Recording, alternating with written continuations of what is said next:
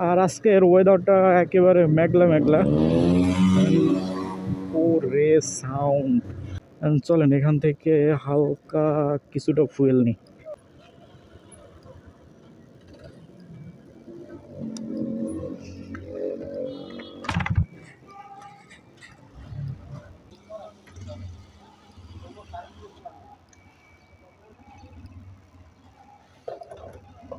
$100 octane.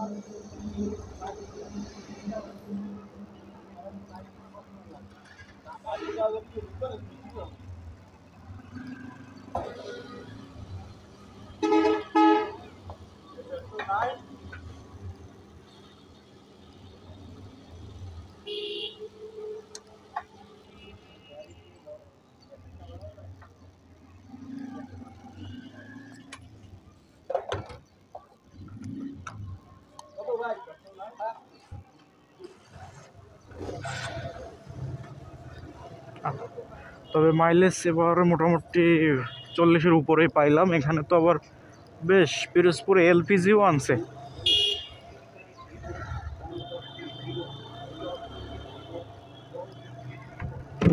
পিরোজপুরে কিন্তু LPG ছিল না, অ্যান্ড এখন পিরোজপুরে এলপিজিও বেশ ভালো।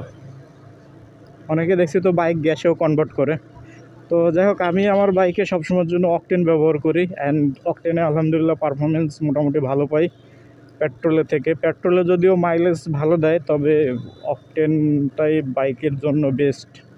এখন এটা হচ্ছে যে মানে রুচির উপরে নির্ভর। এখন আপনি যদি পেট্রোল ব্যবহার করে ভালো পারফরমেন্স পান, আপনার কাছে অবশ্যই পেট্রোল ভালো। আমি অকটেন ব্যবহার করে মোটামুটি ভালো পারফরমেন্স পাই, তাই আমার কাছে অকটেনই ভালো। যুক্তিতর্কে আর গেলাম না। অ্যান্ড ব্রেক ফ্লুইড সম্পূর্ণ চেঞ্জ করার পরে ব্রেকটা একদম মাখন হয়ে গেছে। আর বাইকটা আমি কয়দিন আগে করছি ওয়াশ করার পরে তেল স্প্রে করছিলাম।